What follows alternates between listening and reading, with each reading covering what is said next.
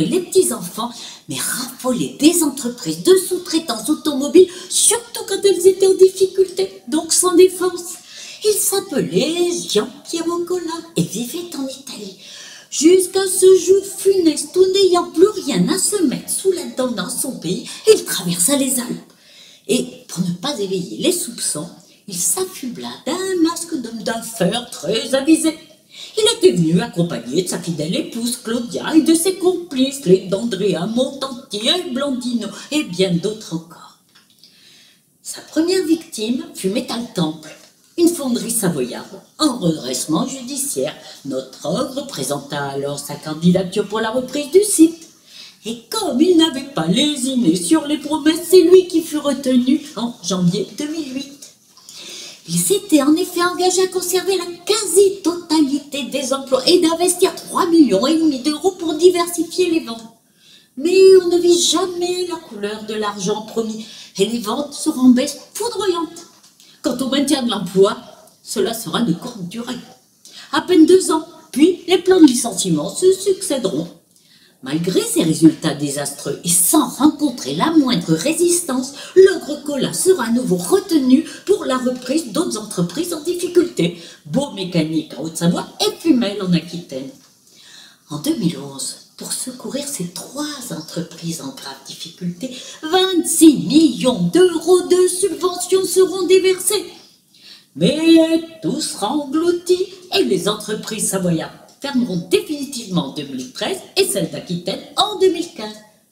Qu'est-il advenu des 26 millions d'euros? Il faut peut-être aller enquêter au Royaume-Uni où notre ogre avait installé une myriade de tanières, des holdings, coquilles vides pour la plupart.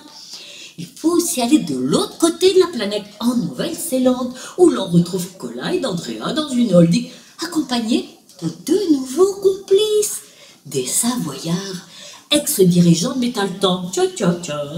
Mais revenons en France. Sur la dépouille fumante de Metal Temple Savoie, Cola créera MT Technologies qui 2 ans plus tard sera à nouveau liquidée. Pire, en 2014, l'ogre Cola sera candidat à la reprise de l'entreprise Altia, vieille de 50 ans située à la souterraine dans la Creuse. Et à nouveau, il sera cru sur parole quand il s'engagera à maintenir la quasi-totalité des emplois. Pour 3 € symboliques, l'entreprise rebaptisée GM et S Industrie France rentrera en décembre 2014 dans le giron de l'ogre Cola. Et une nouvelle holding verra le jour au Royaume-Uni, GM et S Industries Ltd, pour être la maison mère et recevoir tous les cadeaux financiers. En effet, des aides seront versées, 4 millions d'euros de subventions.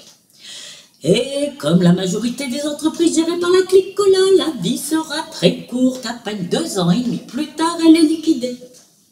Mais s'il reste encore une entreprise survivante, présentée comme un fleuron, pour combien de temps encore?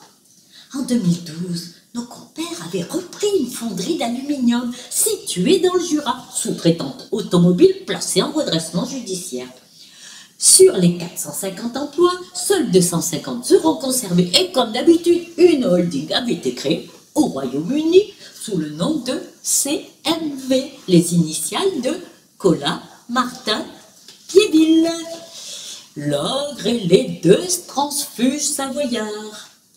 Dès 2012, les constructeurs automobiles verseront à la société dénommée MBF Aluminium une contribution de 5 millions d'euros non remboursables. L'État accordera une exonération fiscale représentant une économie d'impôt de 2,2 millions. Et à ce jour, l'entreprise MBF Aluminium paraît en bonne santé, des ventes en croissance régulière et des résultats positifs. Mais il y a une donnée très alarmante, l'existence d'un prêt sans intérêt de 13 millions d'euros accordé par MBF Aluminium à qui? Nul ne le sait, pas même le commissaire aux comptes semble-t-il, ce qui n'a pas empêché de certifier sincères les comptes de l'entreprise. Pour pouvoir accorder un tel prêt, MBF a dû s'endetter et elle, payer des intérêts. Et en 2017, les banques n'ont plus confiance et refusent de prêter. Alors, pour acquérir de nouvelles machines, MBF Aluminium est contrainte de recourir au leasing, un mode de financement fort coûteux. Mais qu'attend-on pour empêcher de telles malversations et mettre hors d'état de nuire ces pilleurs d'entreprises sans foi ni loi? Que les premiers de cordée les lâchent?